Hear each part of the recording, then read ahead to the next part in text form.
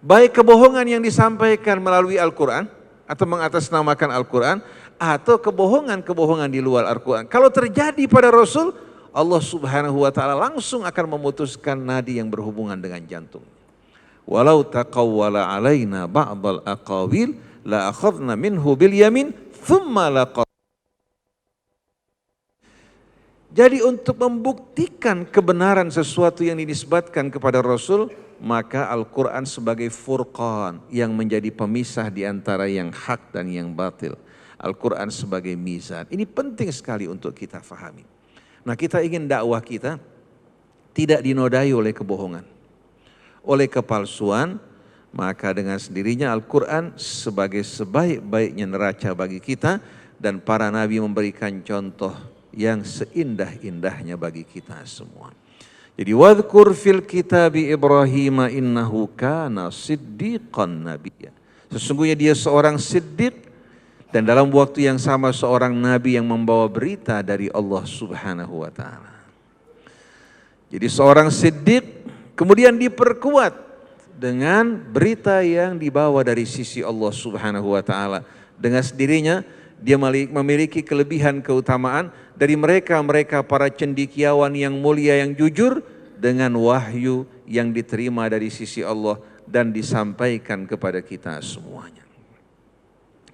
Idh qala li abihi ya abati lima ta'budu ma la yasma'u wa la yubsiru wa la yughni anka syai'an.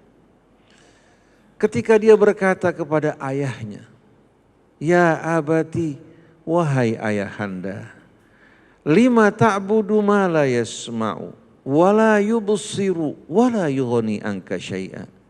Mengapa engkau menyembah sesuatu yang tidak mendengar, yang tidak melihat, dan sedikit pun tidak memberikan manfaat bagi Anda? Pertanyaan yang Ibrahim ajukan berisikan argumentasi yang amat indah. Dan juga mengajak ayahnya untuk berfikir dan berakal.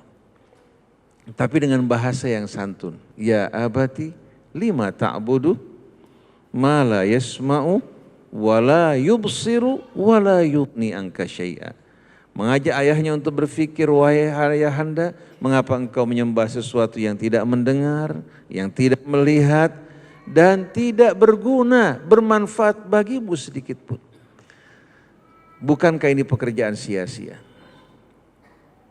Kemudian Ibrahim menjelaskan perannya. Di samping sebagai seorang anak, bukan bertujuan untuk bersikap kurang ajar di hadapan ayahnya, dia juga menyampaikan misi dan risalah dari Allah.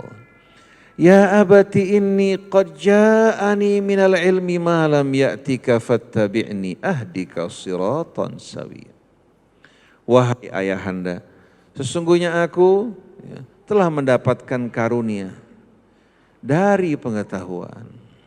Qad ja'ani minal ilmi ma lam ya'tika, yang belum sampai padamu. Fattabi'ni ahdika siratan sawiyya, ikuti aku. Niscaya aku akan membimbing kamu menuju jalan yang penuh dengan keseimbangan. Kita sering menerjemahkan kata sawa dengan arti lurus. Tapi kata sawa sebetulnya menggambarkan keseimbangan. Sesuatu yang seimbang namanya apa? Sawa. Keseimbangan ini menggambarkan hal yang amat indah. Tubuh kita tanpa keseimbangan, kalau sebahagian organ kita bekerja berlebihan, keluar dari keseimbangan, bukan satu hal yang positif, akan menimbulkan gangguan dan kerusakan bagi yang lain. Tapi sebaik-baiknya organ tubuh kita bekerja dengan penuh keseimbangan tanpa berlebihan. Dan tidak pula hadis sekalian apa? Tidak pula kekurangan, semua dengan penuh keseimbangan. Nah, jalan hidup yang penuh keseimbangan ini, atau yang menjaga keseimbangan antara kebutuhan jiwa kita, kebutuhan lahir kita, yang menjaga keseimbangan antara kebutuhan individu, masyarakat, bangsa dan negara, ini merupakan hal yang amat penting. Ketika Allah Subhanahu wa taala menjelaskan hak dan kewajiban pria dan wanita, Kita temukan bagaimana keseimbangan yang begitu indah. Jangan kita fahami kehidupan rumah tangga dari kacamata jahiliyah. Kacamata jahiliyah. Artinya jangan kita beranggapan bahwa kehidupan rumah tangga dalam Islam identik dengan tradisi bangsa Arab dan jahiliyah, tidak sama sekali. Kita harus kembali kepada Al-Quran. Bagaimana wasiat Allah kepada kaum pria untuk memperlakukan wanita dengan baik dan mulia dan dicontohkan oleh Nabi kita melalui kehidupannya.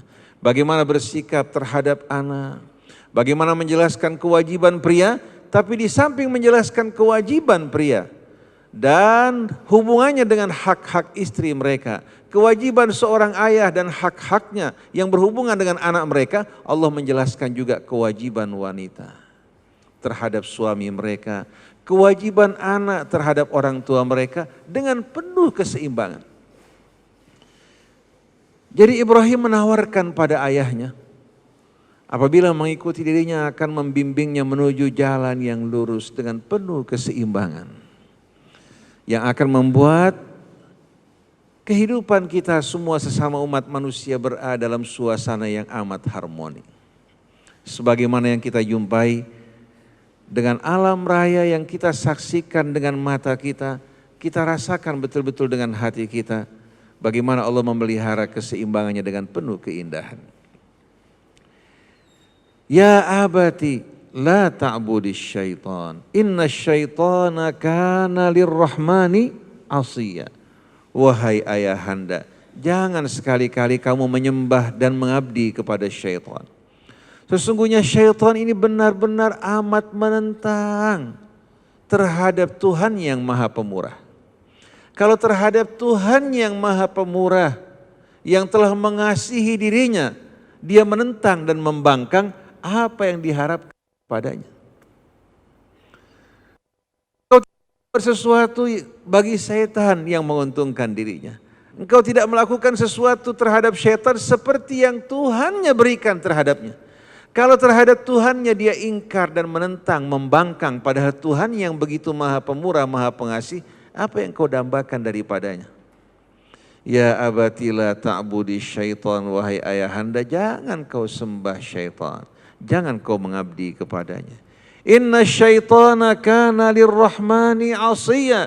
Sesungguhnya syaitan terhadap Tuhan yang Maha Pemurah benar-benar amat penentang dan pembangkang. Kalau seorang anak ingkar terhadap ayah ibunya, bersikap durhaka terhadap mereka, kira-kira kalau kita ikuti orang semacam ini, apa yang kita akan dapatkan? Kalau terhadap ayah ibunya yang memuliakan dirinya, dia ingkar dan durhaka, kalau kita jadikan orang semacam ini sebagai teman kita, apa keuntungan yang kita akan terima? Begitu pula hamba yang ingkar kepada Allah Subhanahu wa ta'ala, hamba yang mempersekutukannya dengan selainnya. Kalau orang mengatakan bahwa orang ini jujur dan amanat, layak untuk kita angkat sebagai pemimpin, kira-kira ini merupakan hal yang sesuai dengan kebenaran apa tidak? Mustahil, hadirin sekalian. Kalau terhadap Tuhannya dia ingkar, dia menentang, bahkan berkhianat dengan mempersekutukannya dengan selainnya, bagaimana kita dapat memberikan kepercayaan orang semacam ini? Lalu selanjutnya, ya abati, inni akhafu ayyamassaka adzabum minar rahmani fatakuna lisyaitani waliya. Wahai ayahanda, saya khawatir, takut engkau terkena azab dari Allah Subhanahu wa ta'ala yang Maha Pemurah. Dia Maha Pemurah, Maha Pengasih. Tapi di sisi yang lain azabnya amat pedih. Aku khawatir engkau akan terkena azab dan murkanya. Fatakuna lisyaitani waliya. Bila engkau mengikuti syaitan, maka engkau akan menjadi wali, menjadi mitra, menjadi teman bagi syaitan dalam azab dan siksa tersebut. Engkau menjadikan syaitan sebagai walinya, maka Allah akan mengumpulkan kamu bersamanya wal'iyadzubillah dalam azab dan siksanya. Ini merupakan kata-kata Ibrahim kepada ayahnya. Kira-kira kata-kata ini kasar apa tidak? menyinggung, menyakiti, seorang ayah yang berakal akan bangga dengan putranya yang membawa kebaikan dan membuka akal dan pikirannya. Ibrahim tidak membuka celah bagi ayahnya untuk apa? Untuk membenci dirinya atau marah kepadanya melalui cara-cara yang disampaikan. Yang disampaikan kebenaran dengan adab dan kesantunan yang amat indah menunjukkan rasa prihatin kecintaan seorang anak pada orang tuanya. Kita lihat bagaimana jawaban ayahnya hari ini sekalian. Ibrahim yang bersikap santun, beradab mulia, seorang anak di hadapan orang tuanya, kita jumpai jawaban sang ayah tidak lagi mengikuti akal sehat. Tidak menjelaskan pada Ibrahim alasan mengapa dia menyembah berhala tersebut. Tidak membantah argumentasi yang dihadapkan dan ditawarkan oleh Ibrahim tadi. Lima ta'budu ma la yasma'u wa la yubsiru wa la yughni anka syai'a. Dia menjawab, qala araghibun anta an alihati ya Ibrahim, apa engkau berpaling menolak untuk mengikuti dan menyembah Tuhanku wahai Ibrahim? La illam tantahi la arjumannaka wahjurni maliya. Kalau engkau tidak menghentikan dakwahmu, ajakanmu, aku akan merajam dan melempari diri kamu dengan batu. Wahjurni maliya. Tinggalkan aku, jauhkan aku dalam waktu yang lama. Kita lihat bagaimana ucapan sang ayah berbeda dengan dakwah yang disampaikan oleh Ibrahim. Ibrahim mempergunakan kekuatan logika, akhlak dan adab yang mulia. Ayahnya mempergunakan logika kekuatan. Bukan dia menjelaskan alasan mengapa dia menyembah berhala-berhala tersebut, tapi mempergunakan kedudukannya sebagai seorang ayah mengancam putranya. Apa engkau menolak, berpaling dari Tuhanku wahai Ibrahim? Kalau engkau tidak menghentikan dakwahmu, aku akan merajam dirimu dengan batu. Wahjurni maliya, dan tinggalkan aku, jauhkan aku untuk waktu yang lama. Apa jawaban Ibrahim? Qala salamun alaik. Jawaban yang amat indah. Qala salamun alaik. Dia mengatakan semoga Allah melimpahkan keselamatan atas dirimu wahai ayah.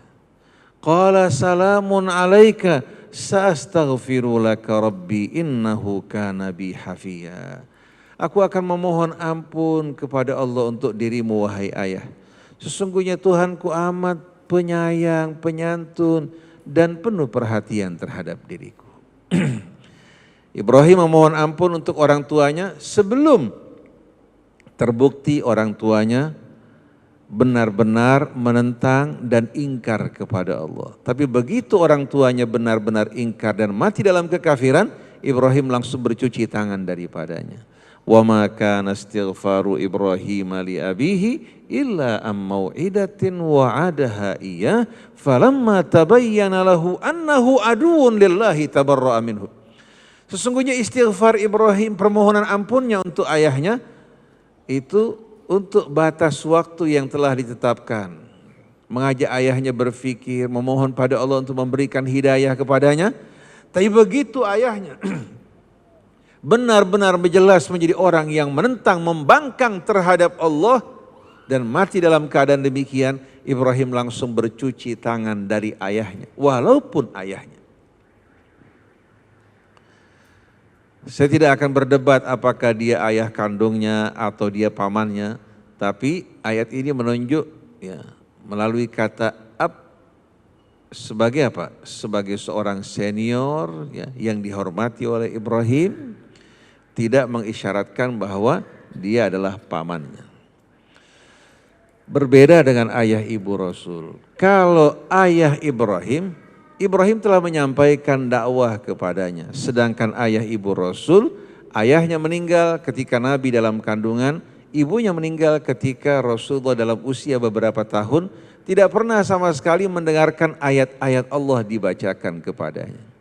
Oleh karena itu jangan kita samakan ayah ibu Rasul yang hidup dalam masa fatrah kesenjangan tidak terdapat Rasul dengan Ibrahim yang ayahnya mendengarkan langsung bagaimana Ibrahim mengajak kepadanya. Adapun ayah ibu Rasul, kenapa kita harus justru melakukan intervensi mengatakan bahwa mereka min ahlin nar dengan riwayat-riwayat yang lemah, padahal ayat-ayat Quran begitu banyak menerangkan Allah tidak akan menyiksa, menghukum satu kaum sebelum mengutus seorang Rasul di tengah-tengah mereka. Dan ini bukan tanggung jawab kita untuk mengadili mereka. Itu merupakan wewenang Allah dan tidak berhubungan sedikit pun dengan kehidupan kita. Kalau kita ingin bercerita mengenai orang tua yang ingkar, dapat kita ceritakan bagaimana ayah Ibrahim yang bersikap ingkar, durhaka, dan bagaimana anak yang mengajak pada kebaikan. Ini merupakan hikmah-hikmah yang perlu kita pelajari. Qala salamun alaika sa'astaghfiru laka rabbi innahu kana bi hafiya. Wa a'tazilukum wa ma tad'una min dunillah wa ad'u rabbi asa alla akuna bi du'ai rabbi syaqiyya. Tapi walaupun beliau mendoakan ayahnya, tetap sikapnya tegas dalam kebenaran. Wa a'tazilukum wa ma tad'una min dunillah, dan aku akan menjauhi kalian dan apa yang kalian sembah selain dari Allah. Jangan dengan alasan karena berbakti pada ayah ibu, ya, terpaksa dia juga bercampur baur bersama ayahnya dalam perbuatan yang tidak benar. Tidak. Wa a'tazilukum wa ma tad'una min dunillah, dan aku akan menjauhi kalian dan apa yang kalian sembah selain dari Allah. Wa ad'u rabbi, sedangkan aku akan mohon berdoa kepada Tuhanku. Asa alla akuna bi du'ai rabbi syaqiyya, semoga aku tidak termasuk orang yang celaka yang berdoa kepada Tuhanku. Maksudnya semoga Allah mengabulkan doaku dan tidak memasukkan aku ke dalam golongan orang-orang yang celaka. Bagaimana adab Ibrahim? Dia mengikuti kebenaran tapi tidak bersikap angkuh, tidak bersikap sombong dan menganggap dirinya apa? Menganggap dirinya pasti sebagai orang-orang yang selamat, tapi menggunakan kata asa alla aku nabi du'ai rabbi syaqiyya. Semoga aku tidak termasuk orang-orang yang celaka, orang-orang yang merana, orang-orang yang sia-sia dalam berdoa kepada Tuhanku. Adab yang amat indah. Falamma i'tazalahum wa ma ya'buduna min dunillah wahabna lahu ishaqa wa yaquba kullan hadaina. Begitu Ibrahim meninggalkan ayah dan keluarganya dan apa yang mereka sembah selain dari Allah, Allah berikan karunia anugerah yang amat indah. Wahabna lahu ishaq. Kami berikan dari istrinya yang mulia, yang suci, Sarah, seorang putra yang bernama Ishak. Dari Ishak Allah Subhanahu wa taala turunkan seorang anak yang bernama Yakub, dan masing-masing kami jadikan sebagai seorang nabi. Kalau kita perhatikan kemuliaan yang Allah berikan pada Ibrahim benar-benar tak terhingga. Allah Subhanahu wa taala anugerahkan Ismail yang pertama sebagai ujian bagi Ibrahim dan juga sang istri. Bagaimana istrinya yang pertama dengan penuh kemuliaan, kelapangan, tanpa rasa jealous, menganugerahkan wanita yang dianugerahkan oleh Raja Mesir untuk Ibrahim. Karena dia merasa dirinya telah lanjut usia, tapi tidak mendapatkan seorang anak. Ketika dianugerahkan kepada suaminya sebagai hadiah dan kemuliaan, ternyata dalam waktu singkat melahirkan seorang anak laki-laki. Sarah yang mulia ini mendampingi Ibrahim, mendampingi wanita ini dalam menyalinkan anaknya tanpa rasa jealous. Bukan seperti cerita dongeng yang dikisahkan mengenai Ibrahim karena istrinya cemburu, lalu dia mengambil anaknya ditempatkan di tempat dan padang yang tak bertuan.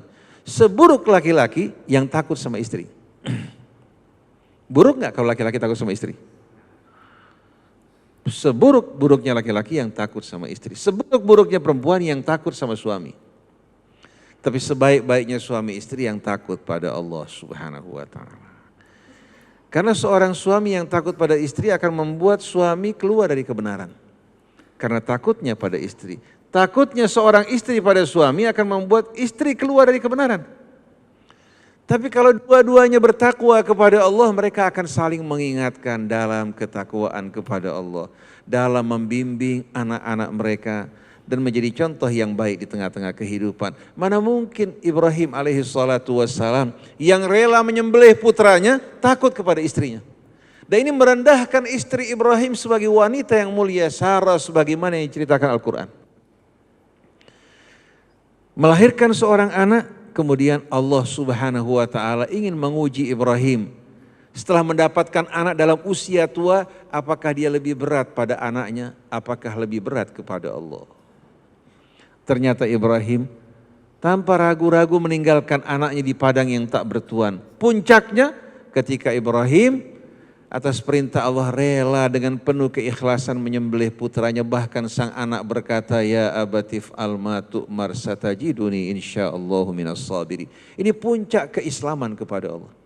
Sang ayah dengan penuh kerelaan, sang anak mengatakan, wahai ayah, silahkan lakukan apa yang Allah perintahkan padamu, insya Allah engkau akan menjumpai aku dari orang-orang yang bersabar. Ini yang Allah inginkan dari kita sebagai hambanya. Ibrahim telah mempersembahkan putranya yang paling dicintai. Nah, coba kita bertanya masing-masing, apa yang kita persembahkan untuk Allah sebagai mahar untuk meraih keridhaannya, kemuliaannya di sisinya. Ini dari Ismail, kemudian dari padang yang tak bertuan, yang tidak ditoleh, tidak dilihat, dan tidak diperhatikan oleh manusia, berubah menjadi tempat yang paling mulia. Dari sana lahir Nabi kita Muhammad SAW yang diutus bukan hanya untuk satu Nabi, untuk satu masa, tapi diutus sebagai rahmatan lil alamin. Walaupun Nabinya telah wafat, tapi ternyata dakwahnya terus berlangsung hingga kini dan akhirnya kehidupan. Sedangkan dari Ishak lahir Yakub, dari Yakub lahir Yusuf, dari Yusuf lahirlah para nabi. Begitu pula dari saudara-saudara Yusuf yang lain, lahir nabi-nabi dari Bani Israel yang jumlahnya amat banyak. Dan yang pertama mendapatkan gelar Israel adalah Yakub. Nama lain Yakub adalah Israel. Kita lihat kemuliaan yang Allah berikan pada Ibrahim karena apa? Karena sikapnya dalam hidup ini yang penuh keislaman kepada Allah, kecerdasan dan kebijaksanaannya. Jadi kalau orang mengatakan, jangan kita menggunakan akal untuk memahami agama Allah, maka orang tersebut benar-benar orang yang ingin menjauhkan manusia dari agama Allah yang sebenarnya. Jadi falamma i'tazalahum wa ma ya'buduna min dunillah, begitu Ibrahim menjauhkan perbuatan-perbuatan kaumnya dan apa yang mereka sembah selain dari Allah, wahabna lahu ishaqa wa yaquba wa kullan ja'alna nabiyya, kami anugerahkan baginya Ishak dan Yakub dan masing-masing kami jadikan sebagai seorang nabi. Wa wahabna lahum mir rahmatina wa ja'alna lahum lisana sidqin aliyya, dan kami anugerahkan bagi mereka dari rahmat kami, dan kami tinggalkan bagi mereka apa? Di belakang hari setelah kematian mereka, wafatnya mereka, lisana sidqin aliyya, tutur kata, cerita-cerita mengenai contoh-contoh kebenaran yang amat tinggi dan agung.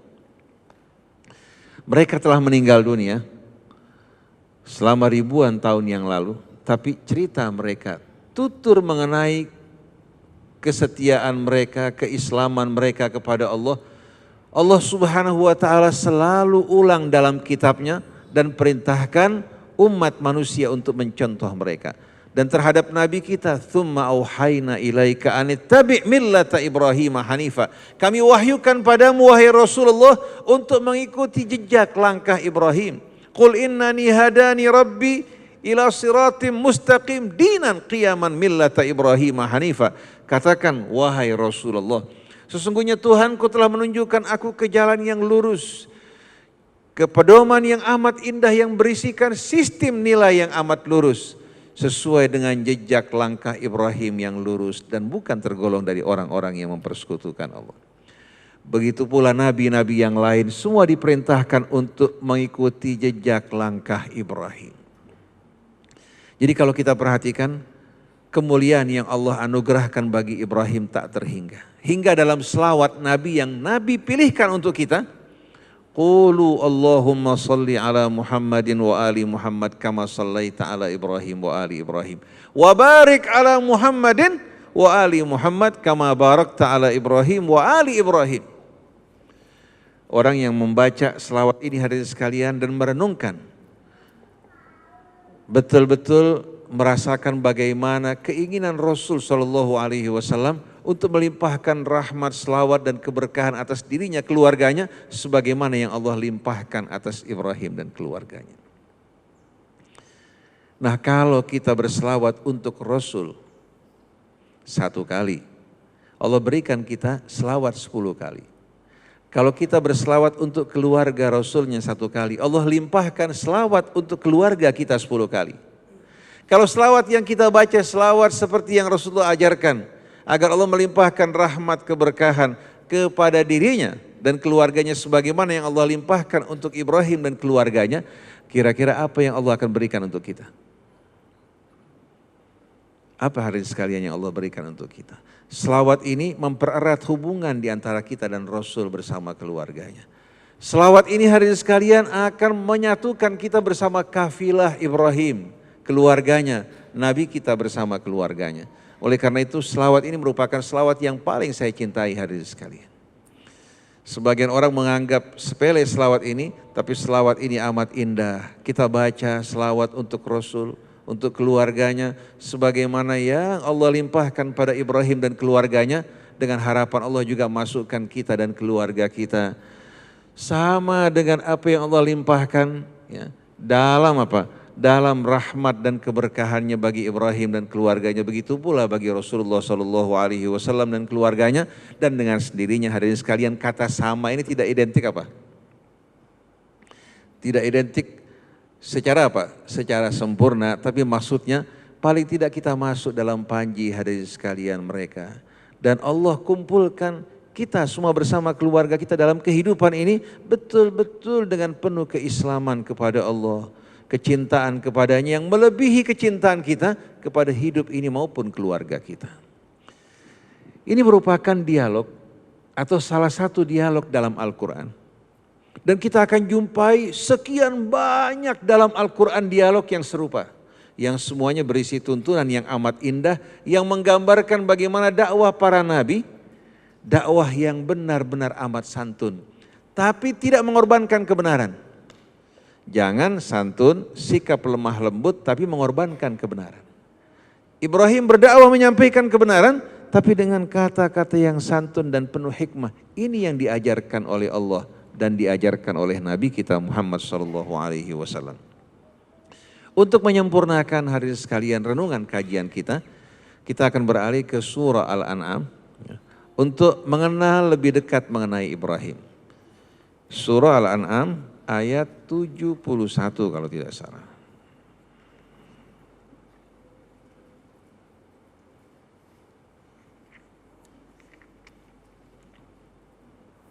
Oh, ayat 74. Kita baca kembali hadirin sekalian ya. Saya ingin betul-betul kita bukan hanya mencerdaskan diri kita, bukan hanya bertujuan untuk memperluas wawasan kita, tapi bertujuan untuk menjadikannya sebagai acuan dan pedoman hidup kita. Hadirin orang-orang mungkin yang tidak dikenal. Hadirin, di tengah masyarakat mungkin hanya dikenal oleh beberapa orang. Orang lebih kenal Maradona, betul enggak hadirin sekalian?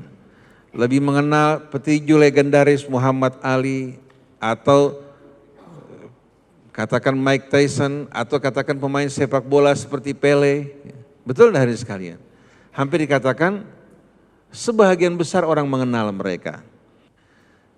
Tapi apa hadirin sekalian arti dari popularitas mereka dalam kehidupan dunia? Apa hubungan mereka dengan kehidupan manusia? Tapi hadirin sekalian bisa menjadi orang-orang yang mulia di sisi Allah Subhanahu wa taala. Menjadi orang-orang yang terkemuka walaupun dari kalangan jelata seperti Bilal bin Rabah dengan iman dan ketakwaan kepada Allah Subhanahu wa taala. Dan untuk menuju ke sana tidak membutuhkan biaya yang besar. Untuk masuk di UI melalui UMPTN, ya, melalui SIMAK katakan. Kemudian terkadang biayanya sudah diterima, biaya cukup besar. Kalau ini Quran tersedia di hadapan kita.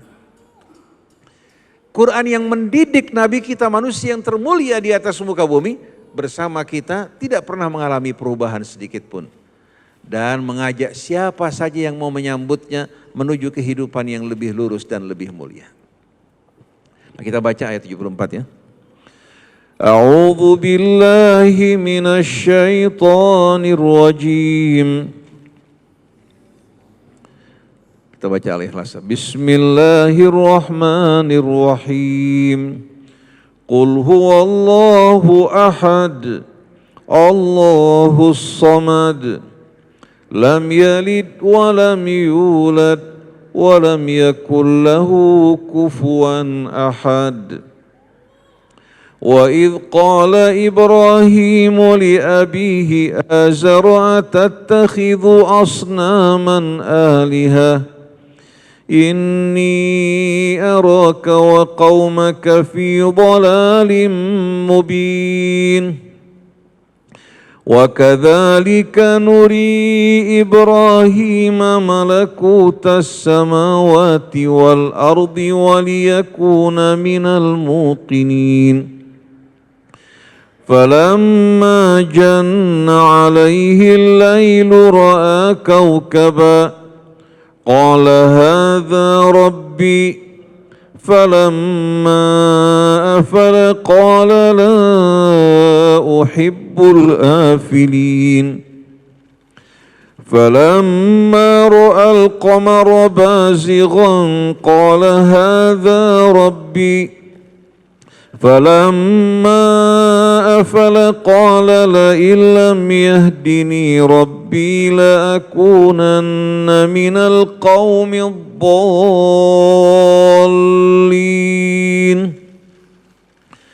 فَلَمَّا رَأَى الشَّمْسَ بَازِغَةً قَالَ هَذَا رَبِّي هَذَا أَكْبَرُ فَلَمَّا أَفَلَتْ قَالَ يَا قَوْمِ إِنِّي بَرِيءٌ مِّمَّا تُشْرِكُونَ إِنِّي وَجَّهْتُ وَجْهِيَ لِلَّذِي فَطَرَ السَّمَاوَاتِ وَالْأَرْضَ حَنِيفًا وَمَا أَنَا مِنَ الْمُشْرِكِينَ وحاجه قومه قال أتحاجوني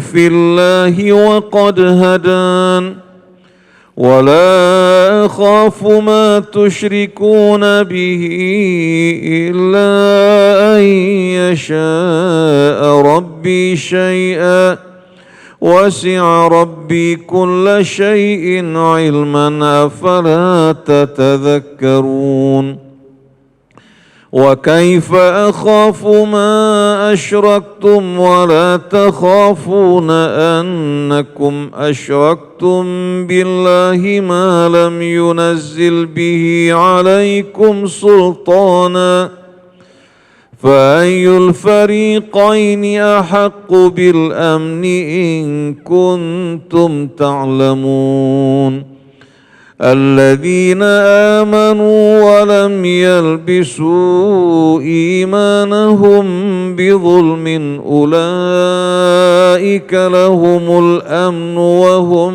مهتدون وتلك حجتنا آتيناها إبراهيم على قومه نرفع درجات من نشاء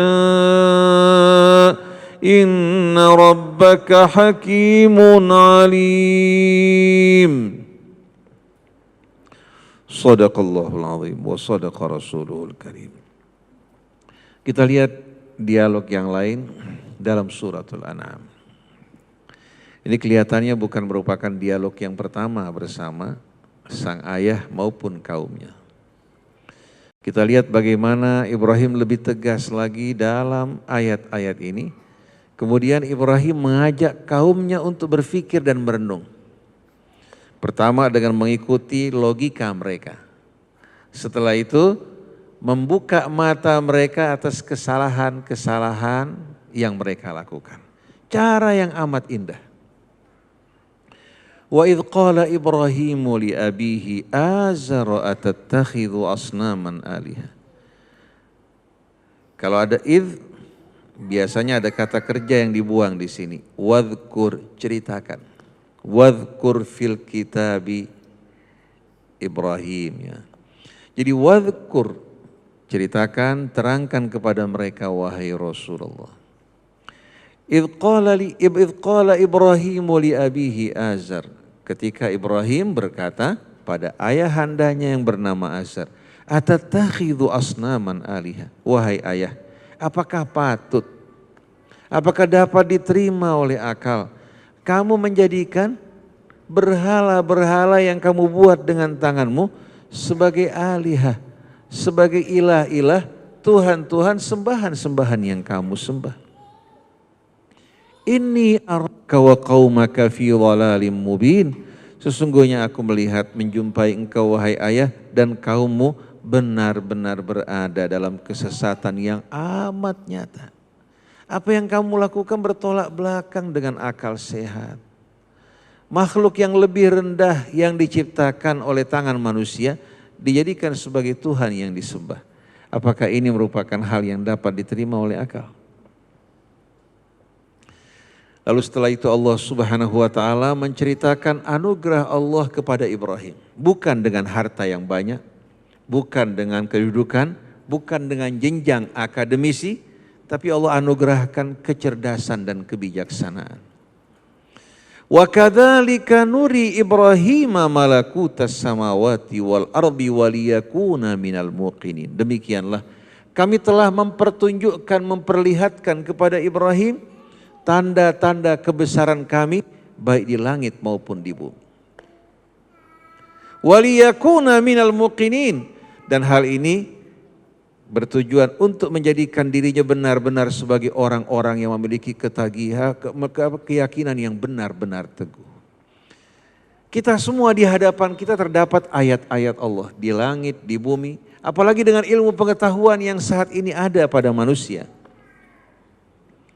Manusia dapat membuka mata mereka untuk menyaksikan kebesaran keagungan Allah. Di saat seseorang membuka Google, ingin mencari berbagai macam penemuan-penemuan manusia dalam berbagai macam bidang, terbuka di hadapannya dengan mudah. Bahkan sekarang bukan merupakan satu hal yang mahal. Seorang yang tidak punya pulsa bisa datang ke tempat yang ada wifi-nya, dia bisa buka hadirin sekalian. Bukan monopoli orang-orang yang kaya. Sekarang anak-anak kecil punya handphone Android, bisa membuka hadirin sekalian jendela dunia.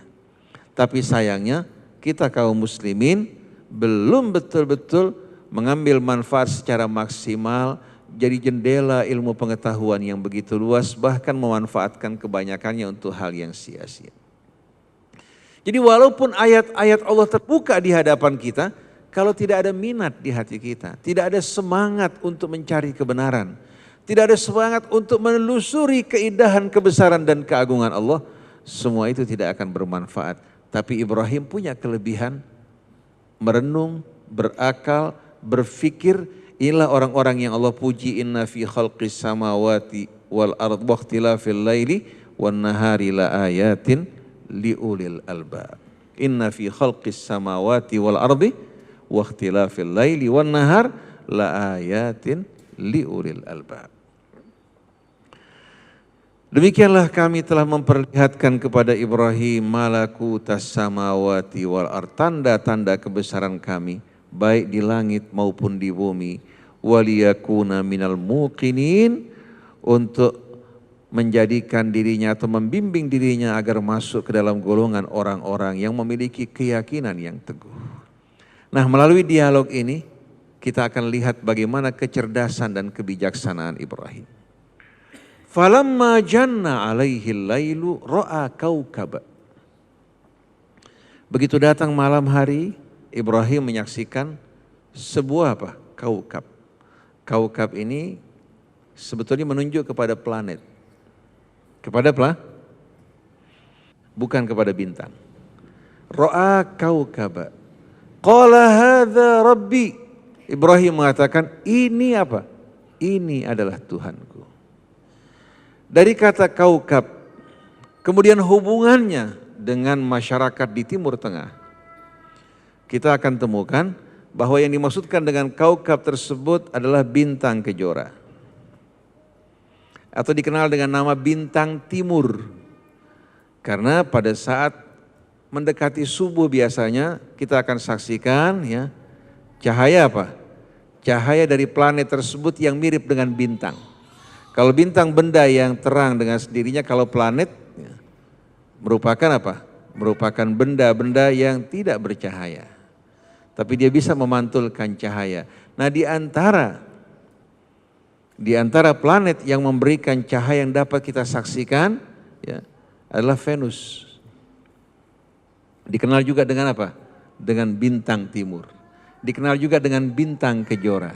Biasanya kalau subuh dalam suasana cerah, kita akan saksikan di arah timur ya, benda yang terang dan menyala.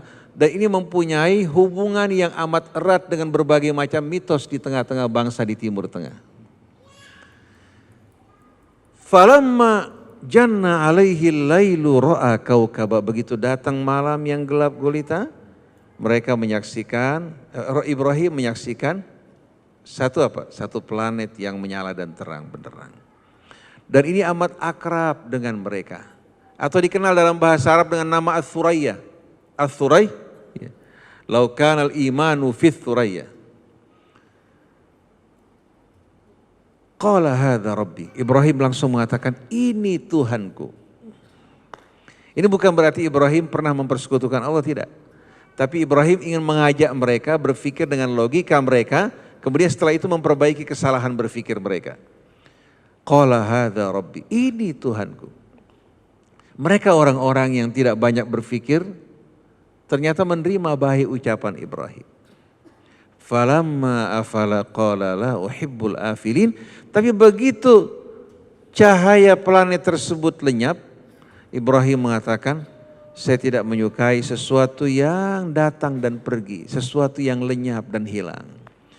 Hidup kita bergantung setiap saat kepada sesuatu yang betul-betul kita harapkan untuk menjadi pelindung kita. Kalau dia datang dan pergi, pada saat dia pergi kepada siapa kita berlindung? Dia berkata pada kaumnya, aku tidak menyukai sesuatu yang tenggelam. Ini merupakan hal yang logis apa tidak? Yang logis kan? Falamma ra'al qamara bazighan qala hadza rabbi. Begitu Ibrahim di malam hari berikutnya menyaksikan bulan dalam keadaan terang benderang dan purnama. Dia mengatakan, ini baru Tuhanku. Falamma afala qala la illam yahdini rabbi la akunanna minadh dhallin.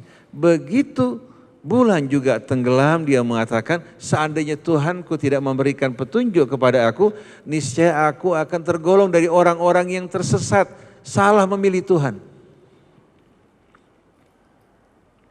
Ini merupakan logika sederhana, orang-orang kecil pun bisa paham. Falamma ra'a asy-syamsa bazighatan qala hadza rabbi hadza akbar. Begitu pagi hari menyaksikan matahari yang terang benderang, dia berkata pada kaumnya, ini baru Tuhanku, ini lebih besar. Tapi ternyata matahari juga tenggelam. Falamma afalat qala ya qaumi inni bari'um mimma tusyrikun.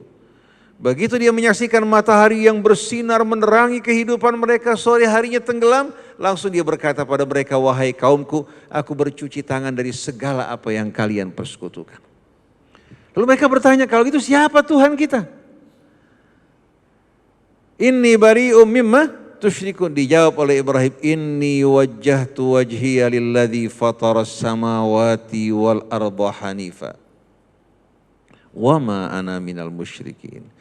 Aku bercuci tangan dari semua kebohongan ini dan aku hadapkan wajahku kepada pencipta yang telah menciptakan langit, bumi, seluruh isinya dari permulaan. Tanpa ada contoh sebelumnya. Hanifa dengan lurus, aku hanya menghadapkan wajahku kepadanya. Wa ma ana minal musyrikin, dan sekali-kali aku tidak tergolong dari orang-orang yang mempersekutukan Allah. Kalau selain dari Allah terbit dan tenggelam, Allah Subhanahu wa ta'ala bersama kita dimanapun kita berada. Walaupun kedua bola mata kita tidak melihat, bukan berarti dia gaib dari kita, tapi kedua bola mata kita yang lemah tak mampu untuk menyaksikan dan melihat hakikat kebesaran dan keagungannya. Akhir-akhir ini hadirin sekalian, ada tulisan di internet berkembang yang menulis seorang non-muslim, seorang Kristen, mengatakan Tuhan tidak sama sekali berada dalam dimensi waktu dan ruang. Tuhan sebelum waktu dan ruang. Jadi sekarang hadirin sekalian, dan ini dibuktikan secara ilmiah. Bagaimana alam yang begini luas merupakan sesuatu yang baru, sesuatu yang butuh.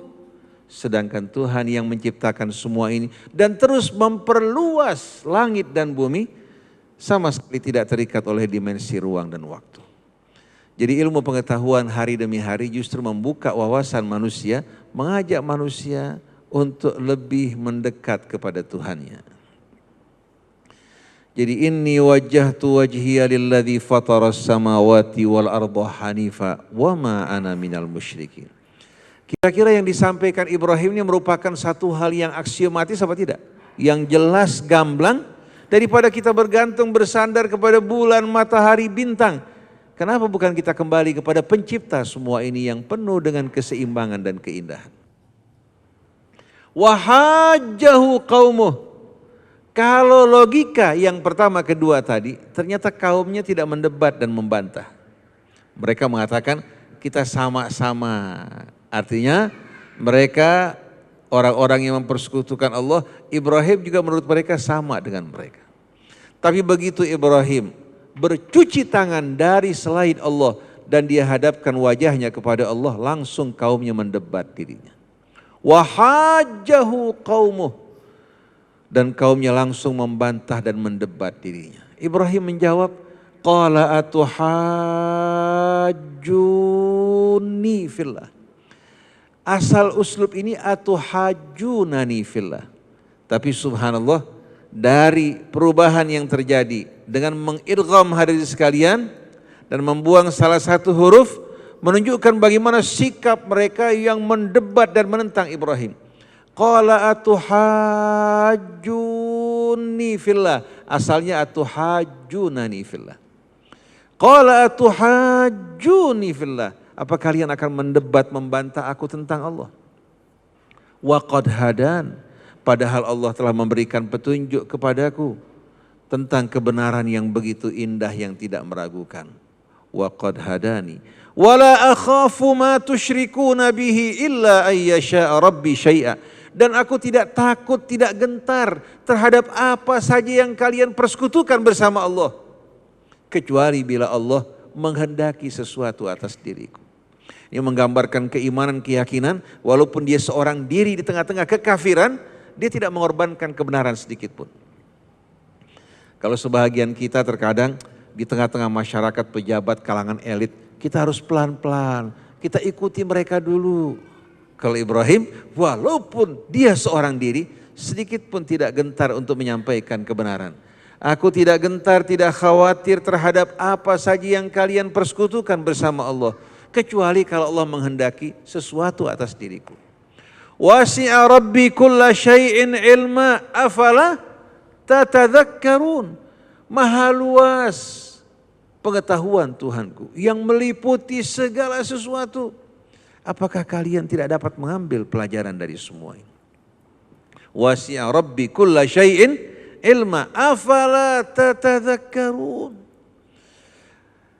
Dia pasrahkan dirinya kepada Allah yang mengetahui segala sesuatu, yang maha kuasa. Dan di saat dia menemukan rasa aman, karena tidak ada selain dari Allah yang kuasa untuk melakukan sesuatu terhadap dirinya di hadapan Allah Subhanahu wa taala. Lalu selanjutnya, wa kaifa akhafu ma asyraktum wa la takhafuna annakum asyraktum billahi ma lam yunazzil bihi sultana fa ayyul fariqaini ahaqqu bil amni in kuntum ta'lamun. Ini pertanyaan dan logika yang Ibrahim sampaikan patut menjadi renungan bagi kita semua. Ibrahim bertanya pada mereka, bagaimana aku patut khawatir, takut dari apa-apa yang kalian persekutukan bersama Allah. Sedangkan kalian telah melakukan kesalahan dengan mempersekutukan Allah dengan sesuatu yang tidak memiliki landasan kebenaran. Siapa di antara kita yang seharusnya merasa aman? Saya yang menyembah Allah tidak mempersekutukan Allah dengan sesuatu, atau kalian yang telah mempersekutukan Allah tanpa landasan dan dasar kebenaran? Bagaimana aku khawatir terhadap apa-apa yang kalian persekutukan bersama Allah, sedangkan kalian tidak takut kalian telah mempersekutukan Allah dengan sesuatu tanpa dasar yang pernah Allah turunkan kepada kalian. Maka golongan mana di antara kalian yang harus merasa aman? Saya apa kalian? Fa ayyul fariqaini ahaqqu bil amni in kuntum ta'lamun. Kalau kalian orang yang berilmu, terangkan pada kami. Kami yang bersama Allah, yang mengikuti petunjuknya, yang tidak mempersekutukan Allah dengan sesuatu, apa kalian yang telah berkhianat terhadap Allah, mempersekutukannya dengan selainnya? Siapa yang harus merasa aman di antara kita? Allah gunakan kata-kata malam yunazzil bihi sultana, karena Allah menghargai orang yang berjalan atas dasar kebenaran. Oleh karena itu orang yang ikut-ikutan tidak memiliki nilai di hadapan Allah. Tapi orang yang bekerja atas dasar kebenaran, yang menggunakan betul-betul akal fikirannya, orang-orang seperti ini yang memiliki nilai yang berarti di sisi Allah. Oleh karena itu sering Allah bertanya pada kita, Qul ara'aitum ma tad'una min dunillah. Katakan, terangkan padaku apa saja yang kalian sembah selain dari Allah. Aruni madza khalaqu minal ard. Tunjukkan padaku mana yang mereka telah ciptakan dari bumi ini. Mereka punya andil menciptakan sebahagian kota, sebahagian benua. Am lahum syirkun fis samawat, atau mereka memiliki andil dalam penciptaan langit. Ituni bi kitabim min qabli hadza aw atharatin min ilmin in kuntum mu'minin. Bawa ke hadapanku bukti-bukti kebenaran kalian, baik dengan kitab yang Allah turunkan sebelum ini atau dengan fakta-fakta ilmiah. Aw atharatin min ilmin. Jadi Allah menghargai orang yang bekerja atas dasar ilmu. Tapi tidak ada ilmu, tidak ada bukti yang menunjukkan adanya sekutu bagi Allah Subhanahu wa taala. Nah, pada ayat berikutnya, alladzina amanu walam yalbisu imanahum bidzulmin ulaika amnu wa hum muhtadun. Sesungguhnya orang-orang yang beriman kepada Allah dan tidak mencampur keimanan mereka dengan kezaliman, merekalah orang-orang yang akan mendapatkan jaminan keamanan dan mereka berada di bawah petunjuk Allah Subhanahu wa taala. Ketika ayat ini turun, Abu Bakar As-Siddiq radhiyallahu anhu mengatakan, man minna la yadhlim ya Rasulullah. Siapa di antara kita yang tidak pernah berbuat kezaliman? Dijawab oleh Rasulullah sallallahu alaihi wasallam, yang dimaksudkan dari ayat ini sama dengan firman Allah, ya bunayya la tusyrik billah inna syirka la zulmun azim. Wahai anakku, jangan kau sekali-kali persekutukan Allah dengan sesuatu, karena perbuatan syirik ini merupakan kezaliman yang amat besar. Jadi maksud dari ayat tadi, mereka-mereka yang beriman dan tidak mencampur keimanan mereka dengan kezaliman, maksudnya dengan syirik. Dan syirik ini kezaliman yang paling besar karena seorang mengkhianati Allah dengan perbuatannya. Padahal tidak ada satupun bukti yang mendukung perbuatannya, dan di saat dia mempersekutukan Allah, dia zalimi dirinya, dia zalimi juga orang-orang di sekitarnya. Pemimpin yang beriman tidak mungkin dia akan menjadikan dirinya sebagai sekutu Allah. Dia akan menjalankan hukum-hukum Allah karena dia sebagai hambanya. Tidak punya wewenang untuk mengubah ketentuan Allah.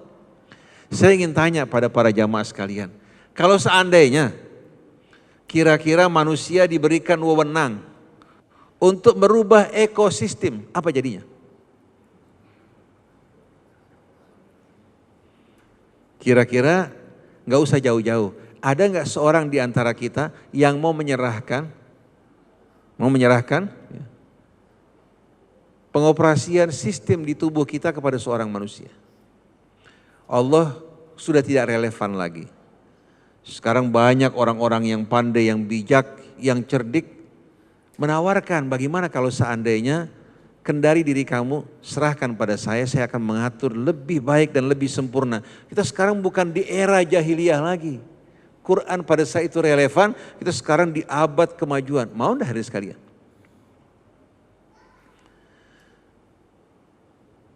Manusia sebetulnya menyadari akan kebodohan kekurangannya.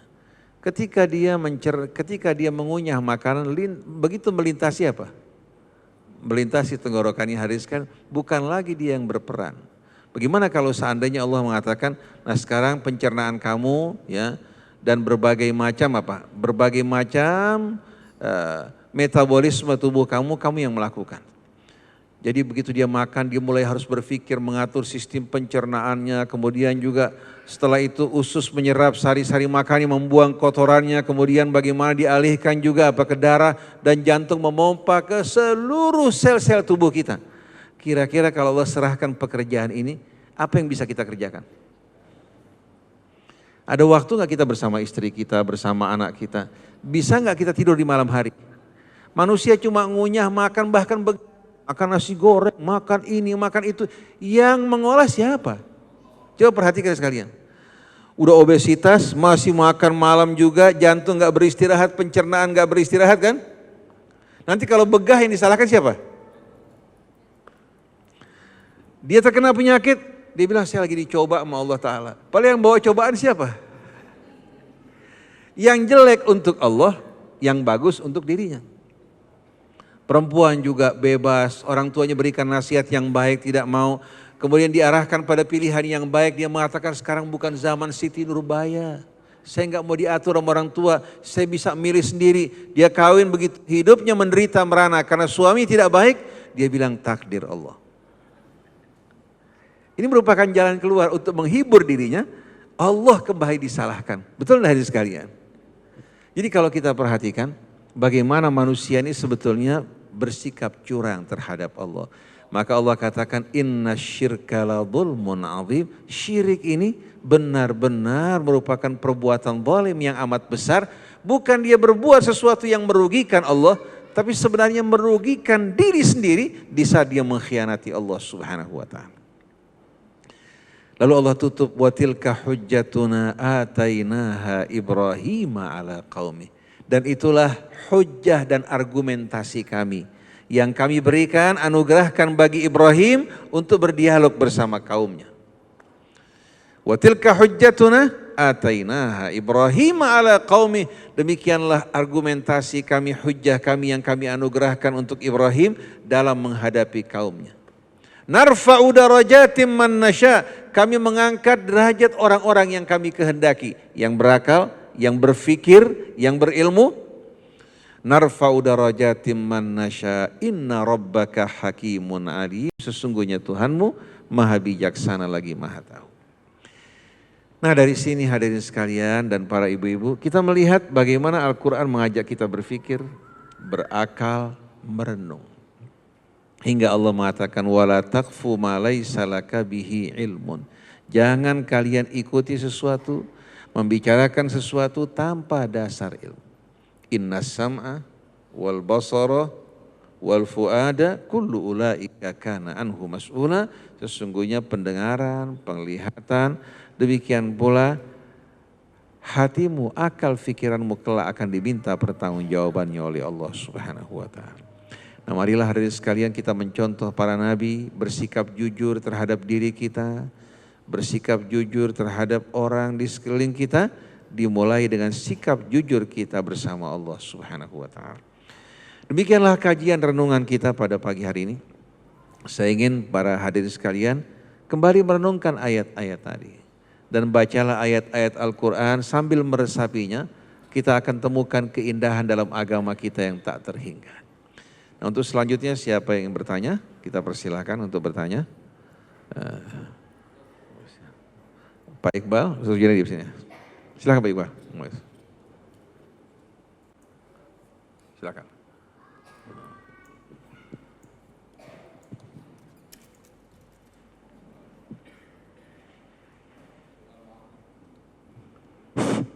Assalamualaikum warahmatullahi wabarakatuh. Waalaikumsalam. Ustaz, kemarin antum menerangkan di Asyurah Allah, cara berbicara Allah sama para nabi. Ada di kitab At-Tibyan fi adabil hamalatul Quran. Di situ ada keterangan malaikat Jibril memberi wahyu ke Rasulullah itu dengan bila sautin wala harfin. Maksudnya gimana Ustaz? Dan di surat At-Toha ayat 12 sampai 14 itu langsung Allah bicara dengan Nabi Musa. Peran malaikat Jibril di mana situ Ustaz? Ya. Bismillahirrahmanirrahim. Dalam surah Asy-Syura kemarin kan Allah berfirman, maka nali basyarin an yukallimahullahu illa wahyan au min wara'i hijabin au yursila rasula. Allah Subhanahu wa taala sekali-kali tidak akan berbicara kepada seorang manusia kecuali melalui 3 cara. Pertama, wahyu. Wahyu ini baik langsung Allah Subhanahu wa taala wahyukan ke dalam hati Nabi, atau melalui Jibril, nazala bihir ruhul amin ala qalbika litakuna minal mundirin. Ar-ruhul amin ya, membawa turun wahyu dari sisi Allah Subhanahu wa taala ke dalam hatimu agar engkau menjadi orang-orang yang memberikan peringatan. Illa wahyan ya, au min wara'i hijabin, atau Allah berbicara kepada hambanya dari balik hijab. Ini bukan berarti Allah Subhanahu wa taala zat yang menempati ruang dan masa, kemudian ada hijab yang menjadi tabir memisahkan antara dirinya dengan hambanya yang diajak bicara. Allah terangkan, huwal awwal wal akhiru wal zahiru wal batin. Allah Subhanahu wa taala al-awwal, sebelum adanya segala sesuatu, sebelum adanya waktu dan ruang, Allah Subhanahu wa taala ada. Kemudian wal akhir, dan Allah Subhanahu wa taala merupakan apa? Merupakan rujukan kembalinya seluruh makhluk kepadanya. Segala makhluk berakhir, Allah Subhanahu wa taala tiada akhir. Karena yang tiada awal dan akhir hanyalah apa? Hanyalah yang tidak sama sekali dibatasi oleh ruang dan waktu. Tapi selain dari Allah Subhanahu wa taala, baik itu malaikatnya, para nabinya, demikian pula jin dan manusianya, mereka merupakan makhluk-makhluk yang diciptakan oleh Allah. Kemudian dalam waktu yang sama al-zahir, Allah ini merupakan apa? Kebesaran keagungan yang paling nampak, yang paling jelas. Tidak ada yang lebih jelas dari Allah.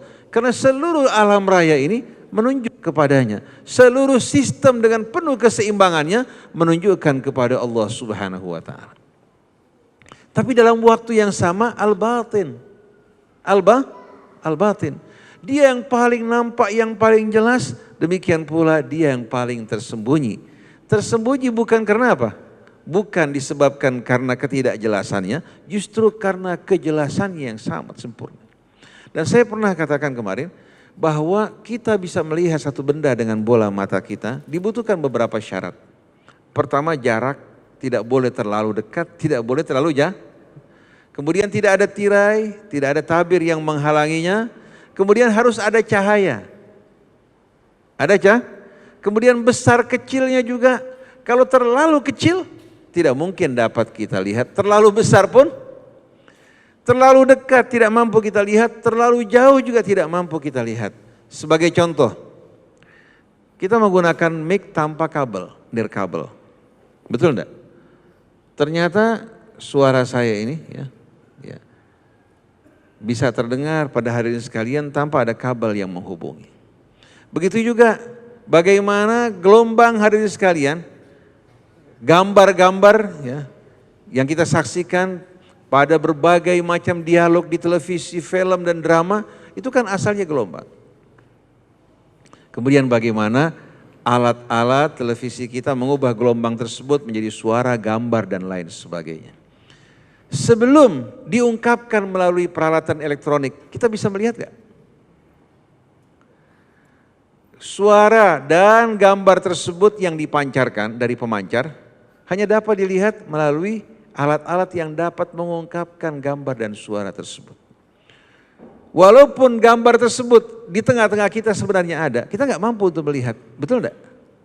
Begitu pula tidak mampu untuk mendengar suara yang dipancarkan.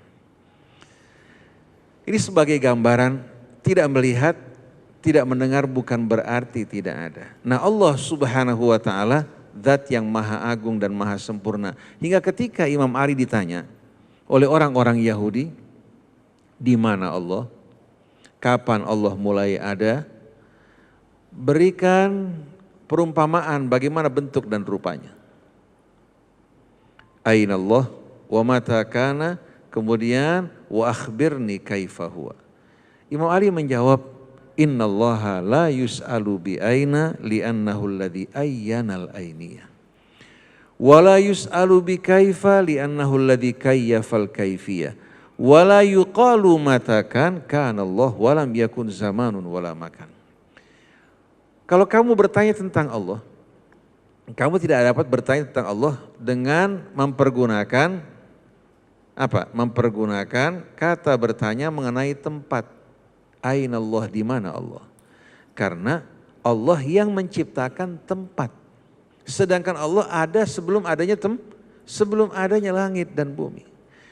Begitu juga kamu tidak dapat bertanya bagaimana bentuk rupa Allah karena Allah yang membentuk dan merupa segala sesuatu. Begitu juga kamu tidak dapat bertanya kapan Allah mulai ada, Allah telah ada sebelum adanya kapan? Sebelum adanya waktu. Allah ada sebelum adanya waktu. Allah Subhanahu wa Ta'ala bersama kita, kebersamaannya tidak menghalangi Allah untuk bersama malaikatnya di langit dan makhluk yang terdapat di benua Eropa maupun Amerika. Karena kebersamaan Allah bukan seperti kita. Kita bersama dalam waktu dan ruang yang sama. Tapi Allah kebersamaannya, kebersamaan ilmunya, rahmatnya, kekuasaan yang meliputi segala sesuatu. Oleh karena itu Allah mengatakan Allah bersama kalian dimanapun kalian berada. Bersama kita, bersama hambanya di langit, bersama hambanya yang di Saudi Arabia, bersama hambanya yang di benua Eropa, Amerika. Demikian pula hari sekali di tempat-tempat dimanapun di alam raya ini. Tidak pernah kosong dari kehadiran Allah. Tapi kehadirannya bukan waktu dan ruang. Jadi kata-kata dalam Al-Quran, au mi warai hijabin bukan berarti ada hijab materi yang menghalangi Allah dengan kita, tapi hijab kebesaran dan keagungannya dan keterbatasan indera dan bola mata kita. Jadi Allah Subhanahu wa Ta'ala tidak berbicara kepada makhluknya kecuali pertama melalui wahyu yang masuk ke dalam hati Nabi kita Muhammad dan para nabinya. Atau Allah Subhanahu wa Ta'ala berbicara kepada hambanya dari balik hijab sebagaimana Allah berbicara kepada Musa di Bukit Tursaina. Begitu pula Allah berbicara kepada Musa disaksikan oleh 70 orang yang dipilih oleh Musa. Mereka mendengar suara tapi mereka tidak sama sekali menyaksikan Allah dengan bola mata mereka. Demikian pula au yursila rasula, yang ketiga Allah kirim seorang rasul menyampaikan amanat dari sisi Allah Subhanahu wa Ta'ala. Nah, mulai terjadi perdebatan Islam bukan berjuang, bukan membantu saudara-saudaranya, bertanya Quran itu makhluk atau bukan? Kira-kira pertanyaan di akhirat termasuk gak pertanyaan Quran itu makhluk atau bukan? Quran merupakan kalam Allah. Allah berbicara kepada para nabinya dalam bahasa yang bermacam-macam, tapi bukan berarti Allah bahasanya bahasa Arab, bahasa Ibrani, atau Allah Subhanahu wa Ta'ala katakan berbicara kepada nabinya melalui Al-Quran. Allah Subhanahu wa Ta'ala menciptakan huruf, menciptakan suara. Ya. Allah juga yang mengajarkan setiap bangsa bahasa mereka. Semua merupakan kekuasaan Allah Subhanahu wa Ta'ala. Kalau kalam dinisbatkan kepada Allah, menunjukkan bahwa Allah Subhanahu wa Ta'ala berbicara kepada setiap bangsa, setiap kaum dengan bahasa yang mereka fahami, tanpa mempergunakan lidah seperti kita manusia, tapi Allah Subhanahu wa taala menciptakan semua itu dengan kehendaknya. Adapun memperdebatkan Quran itu makhluk atau bukan, ini merupakan hal yang sia-sia. Lebih baik kita mengumpulkan bantuan untuk membantu anak yatim, orang-orang yang miskin, mengajak orang berbuat kebaikan. Jangan kita berdiri di hadapan kolam renang kita bertanya, kalau saya terjun tenggelam apa tidak? Mendingan kita belajar berenang, berlatih untuk berenang. Jadi banyak sia-sia perbuatan umat Islam membicarakan hal-hal yang sebetulnya tidak ada hubungannya sama sekali apa dengan kehidupan kita dan tidak akan ditanya oleh Allah. Seperti Syekh Muhammad Ghazali ditanya, "Ayuhah Syekh, saya mau tanya, kalau ada satu kaum belum pernah mendapatkan risalah atau nabi datang kepada mereka, bagaimana nasib mereka di akhirat?" Ditanya oleh Syekh Muhammad Ghazali, kira-kira ini bahagian dari pertanyaan Allah Subhanahu wa taala di akhirat.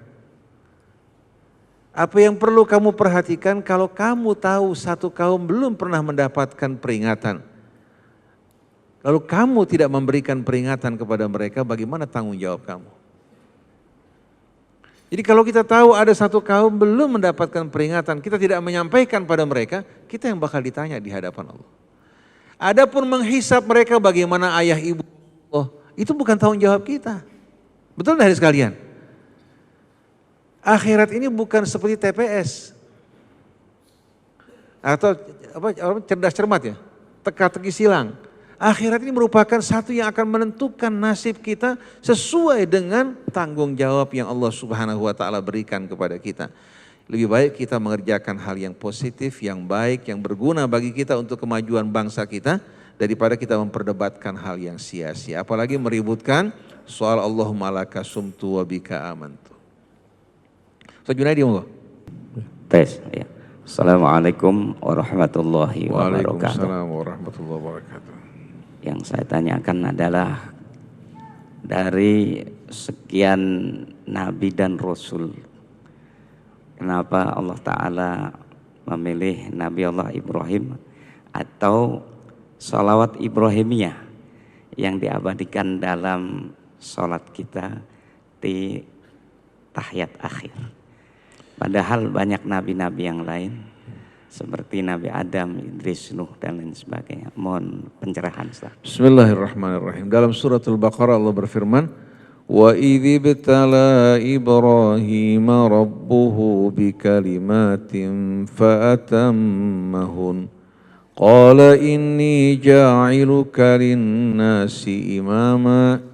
Qala wa min dzurriyyati qala la yanalu ahdidz zalimin. Allah Subhanahu wa taala terangkan kenapa Allah memilih Ibrahim. Ketika Allah menguji Ibrahim dengan beberapa ujian, ternyata Ibrahim keluar dari ujian tersebut dengan sukses dan sempurna. Ketika dia berhadapan dengan ayah dan kaumnya, kalau dia tidak kembali ke agama nenek moyangnya, mengikuti kaumnya, yang cukup berat enggak? Ternyata Ibrahim tidak ragu sedikit pun. Dilemparkan ke dalam api, dia berdoa, hasbiyallah wa ni'mal wakil, ni'mal maula wa ni'man nasir. Allah balas kepasrahan Ibrahim dengan balasan yang amat menakjubkan.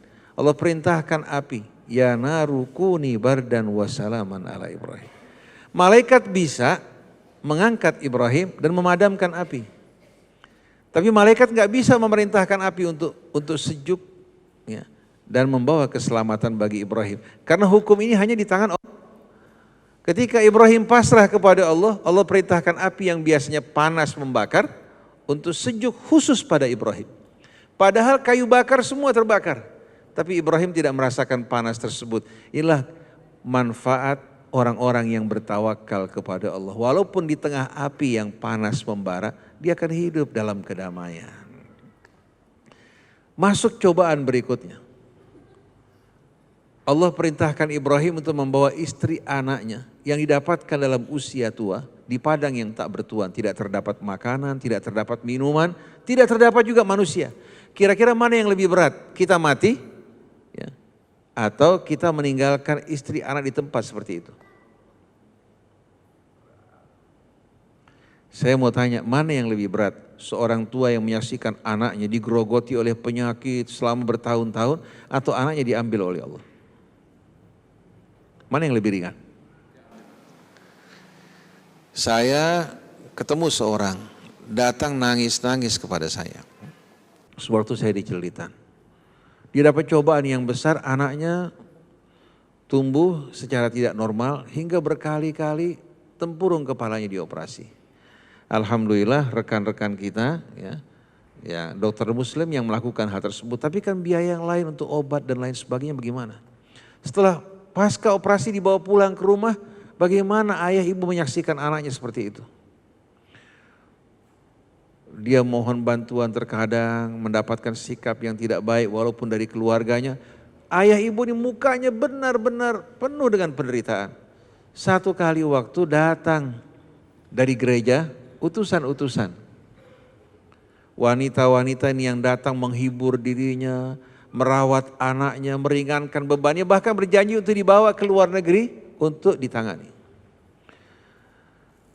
Dia datang ke rumah saya menangis luar biasa, cobaan saya berat Ustaz. Dalam kondisi seperti ini ternyata mereka yang datang ke rumah melayani. Itu waktu yang cukup lama. Akhirnya berapa waktu kemudian dia datang ke rumah dalam keadaan gembira, tawa. Saya tanya, bagaimana anak kamu? Alhamdulillah Ustaz, anak saya diambil oleh Allah. Saya terbebas dari fitnah, kalau tidak saya khawatir keimanan saya mengalami kerusakan. Di saat orang meninggalkan saya, anak yang begitu betul-betul apa? Yang begitu kondisinya membuat hati orang tua teriris-iris, ternyata yang datang menolong datang dari gereja. Jadi jangan salahkan kalau banyak orang keluar dari Islam karena umat Islam tidak peduli terhadap mereka. Nah, bagaimana cobaan Ibrahim meninggalkan istri anaknya di padang yang tak bertuan, jarak yang begitu di Surabaya. Kita lepaskan anak dekat saja hati kita berat hari sekali. Ini dilepaskan di tempat yang cukup jauh dari Mekah menuju Yerusalem, jarak yang begitu luas, di padang pasir tak bertuan menghadapi ancaman binatang buasnya. Tapi Ibrahim ternyata dengan penuh kepasrahan mengatakan, Rabbana inni askantu min dzurriyyati biwadin ghairi dzi zar'in inda baitikal muharram. Rabbana liyuqimus shalah faj'al af'idatan minan nasi tahwi ilaihim warzuqhum minats tsamarat. Bayangkan dia tinggalkan keluarganya, dia mengharap pertama anak keturunannya selalu mendirikan sholat.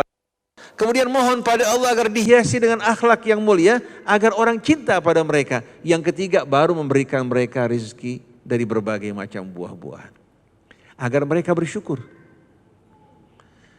Nah, setelah itu Ibrahim mondar-mandir di antara Yerusalem dan Mekah, bukan naik pesawat, tapi apa?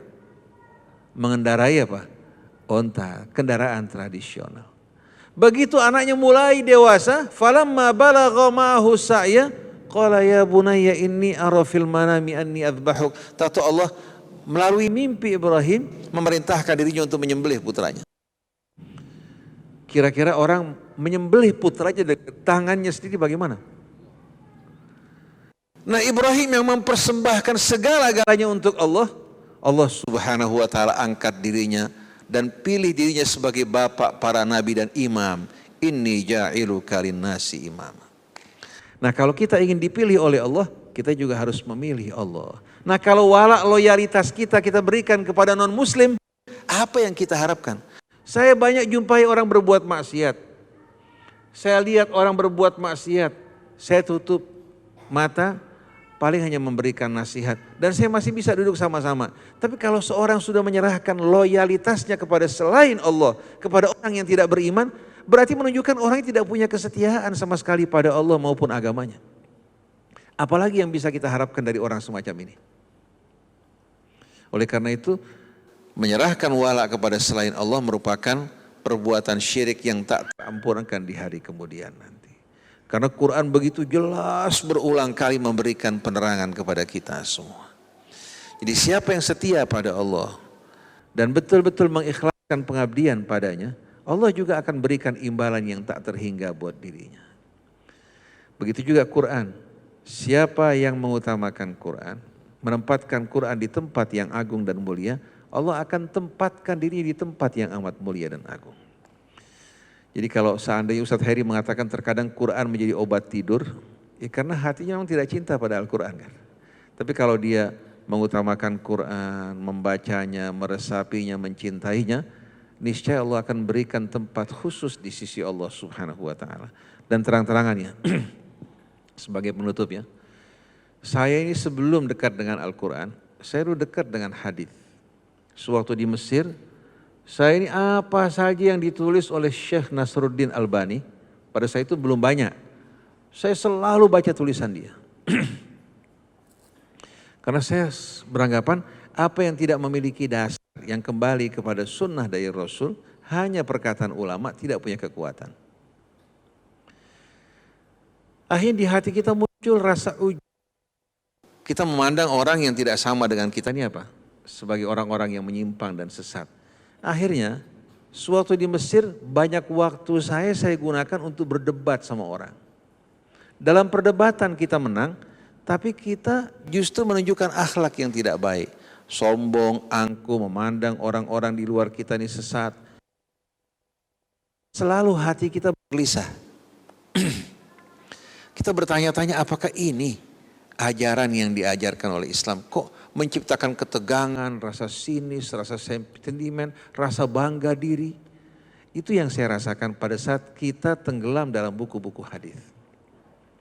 Sampai akhirnya Allah berikan hidayah petunjuk, kembali kepada Al-Quran, merenungkan Al-Quran, baru pada saat itu saya merasakan memiliki neraca yang jelas, yang menenteramkan hati, yang menjauhkan dari keangkuhan, kesombongan, dan hidup kita dalam rahmat Allah Subhanahu wa taala.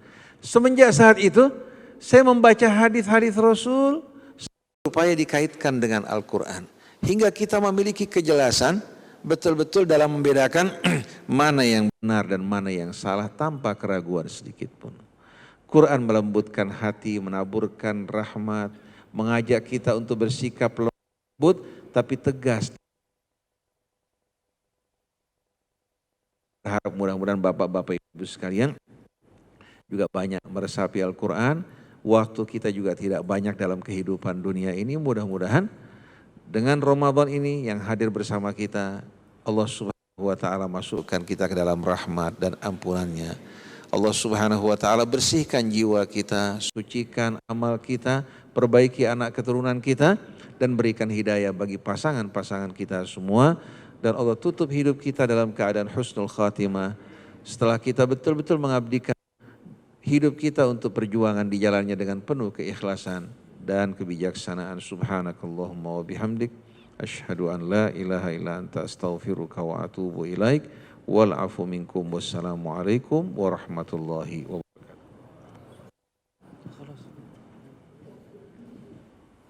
Kita tutup dengan doa. Bismillahirrahmanirrahim. Alhamdulillahirabbil alamin. Hamdan yafi ni'amahu wa kafi mazida. Ya Rabbana lakal hamdu wa lakal syukru kama yanbaghi li jalali wajhika wa 'azimi sultanik. Subhanaka la nuhsi thana'an 'alaika anta kama thanayta 'ala nafsik.